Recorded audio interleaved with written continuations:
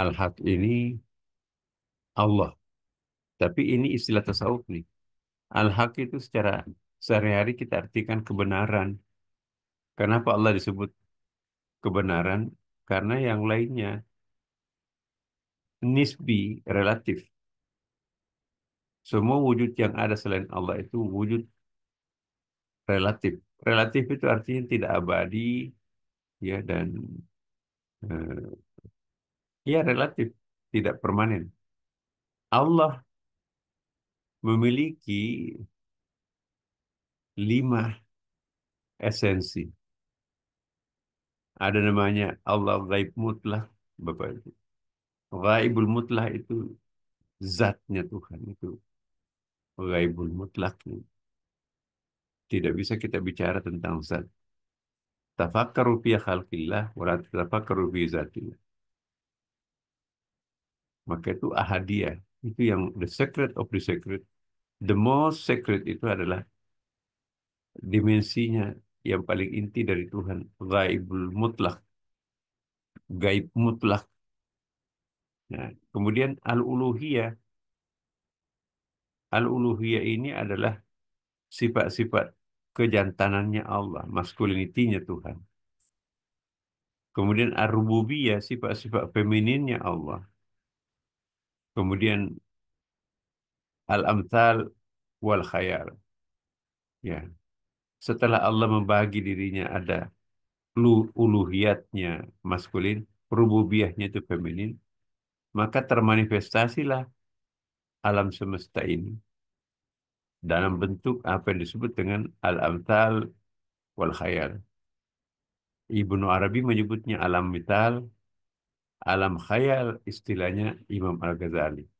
Apa yang dimaksud al-amsal dan al-khayal ini?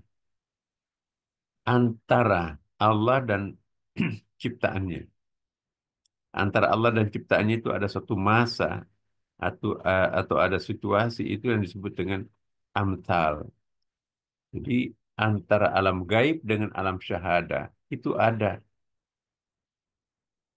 ruang yang disebut dengan amtal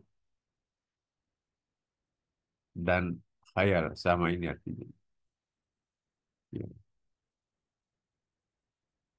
Apakah amtal dan al-khayal ini sudah termasuk makhluk atau bukan? Nah, kalau kita lihat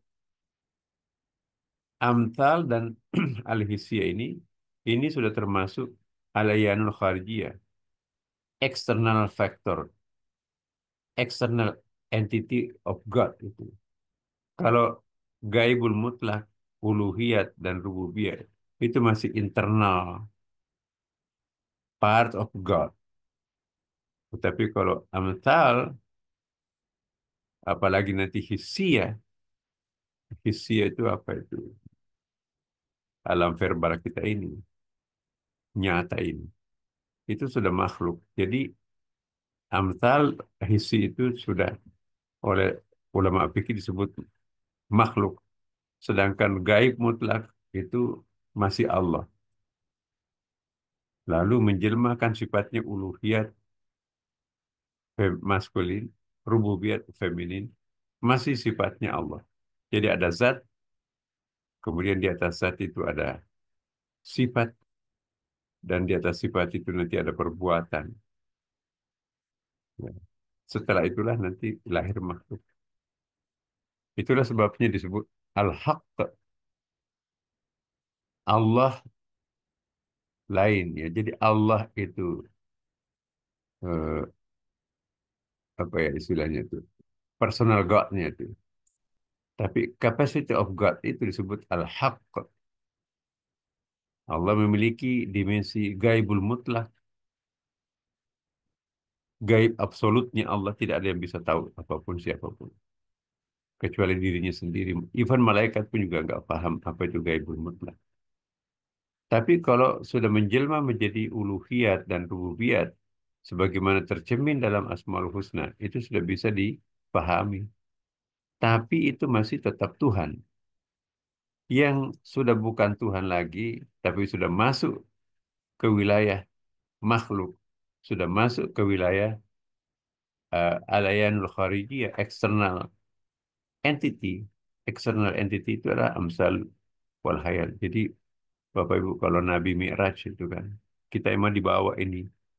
Tapi kalau naik ke atas itu, di situ ada namanya Sidratul Muntaha. Alam antara langit ketujuh itu masih itu sudah bukan lagi gaib menurut para malaikat. Tapi di atasnya itu Sidratul Muntaha itu bukan lagi alam, dia sendiri. Maka itu Jibril, maaf Rasulullah, saya ditugasi mengawal Anda, tapi energi saya tidak kuat untuk masuk ke dalam. Kecuali engkau yang memiliki standar itu. Masuklah melenggang Rasulullah sendiri tanpa pernah ada makhluk termasuk malaikat. Masuk di space yang disebut dengan gaib mutlak al-uluhiyah dan ar-rububiyah. Dan di tempat inilah Rasulullah digodok bagaimana caranya melaksanakan salat, bagaimana human relation itu didoktrinkan, diinstal ke dalam diri Nabi. Masya Allah. Itulah yang disebut dengan eh, al-haq. Tapi keberadaan amsal dan visi ini itu sebetulnya adalah keberadaan tajalli. Pernah kita bahaskan Bapak. Tajalli itu manifestasinya Tuhan. Jika Tuhan itu diibaratkan sebagai sang tongkat, maka al-amsal dan isi itu bayangan. Jika Tuhan itu dianalogikan dengan cermin, ya, yang berdiri di depan cermin itu Tuhan, sedangkan yang bercermin itu adalah kita, makhluk.